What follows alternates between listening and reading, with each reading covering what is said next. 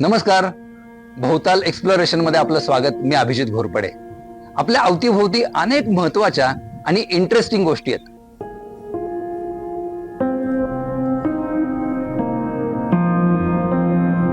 त्या तुमच्यापर्यंत पोहोचवणारी ही series भोवताल exploration. आज मी आलोय रांजे नावाच्या ऐतिहासिक गावात.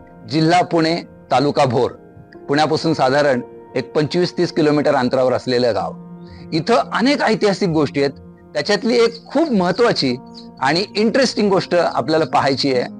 पाणी जेव्हा आपण म्हणतो तेव्हा पाण्याचा जो पुनर्वापर आहे याच्याबद्दल आता आपण खूप बोलतो, पण हा पुनर्वापर फक्त आत्ताच केला जात नाही, तर ऐतिहासिक काळापासून पाण्याचा पुनर्वापर केला जातोय. ती व्यवस्था आपल्याला इथं पाहायची आहे. आता मी जे आहे ते हे समोर दिसतंय हे रांजेश्वराचं मंदिर. रांजेश्वर, रांजे या गावातला हा रांजेश्वर, आणि हे अतिशय ऐतिहासिक असं मंदिर आहे. आणि या मंदिरामध्ये ती व्यवस्था आहे की जिथं पाण्याचा पुनर्वापर केला जात होता. जवळजवळ 250-300 वर्षांपूर्वीची ही व्यवस्था. हे आपल्याला दिसतंय हे रांजेश्वराचं मंदिर, आणि त्याचा हा संपूर्ण आवार आहे. आजूबाजूला ही सगळी आंब्यांची जुनी झाडं, त्याच्या सावलीत ही कुंड आहेत. इथं 3 कुंड बघायला मिळतात. आता मी ज्या कुंडात उतरतोय हे कुंड आहे पहिल्या क्रमांकाचं कुंड, आणि याचं वैशिष्ट्य असं की याचं जे पाणी आहे याचं पाणी हे देवासाठी आणि पिण्यासाठी वापरलं जातं.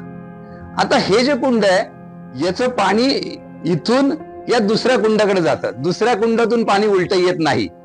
हे कुंड पिण्याच्या पाण्यासाठी किंवा देवाच्या पाण्यासाठीचं कुंड, याच्यातून शेजारच्या कुंडात पाणी जातं. ते पण आपण बघूयात.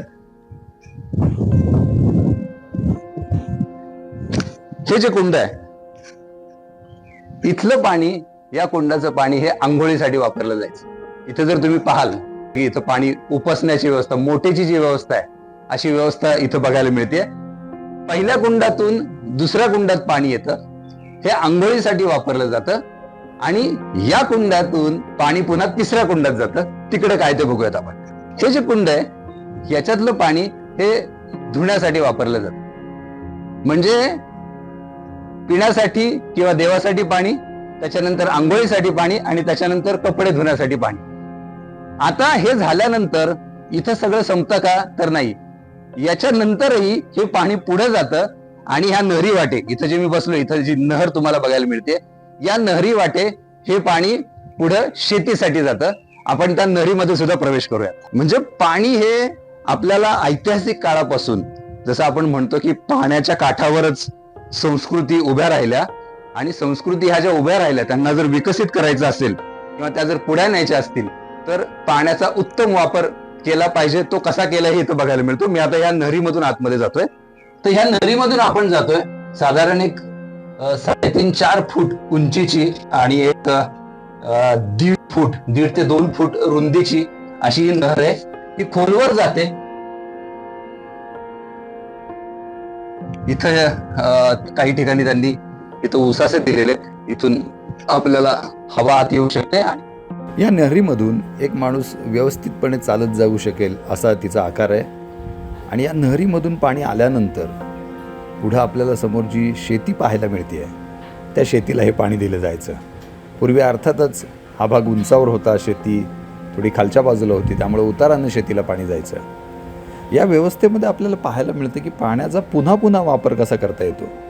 एकतर देवासाठी किंवा पिण्यासाठी पाणी, त्या कुंडामधून दुसऱ्या कुंडात पाणी जातं, ते पाणी आंघोळीसाठी वापरलं जातं, आणि त्याच्यानंतर ते पाणी पुढं जातं, ते पाणी धुण्यासाठी वापरलं जातं.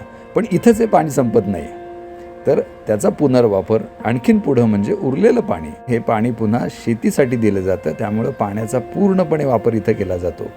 अशा प्रकारचा पुनर्वापर असलेली व्यवस्था आपल्याकडं काहीशे वर्षांपूर्वी होती, याचं हे उत्तम उदाहरण. आणि अशा अनेक व्यवस्था आपण पाहतो आहोत, एक्सप्लोर करतो आहोत. त्याच्यातून जे परंपरागत शहाणपण आहे त्याचा वापर करून, आणि आत्ताची आधुनिक टेक्नॉलॉजी, आधुनिक तंत्रज्ञान याच्या मिलाफातून नवनवीन आणि अधिकाधिक उत्तमोत्तम व्यवस्था आपण निर्माण करूयात, आणि त्याची प्रेरणा मिळावी म्हणूनच आम्ही हे तुमच्यापर्यंत पोहोचवत आहोत. सध्या इथंच थांबूयात. लवकरच भेटूयात. धन्यवाद.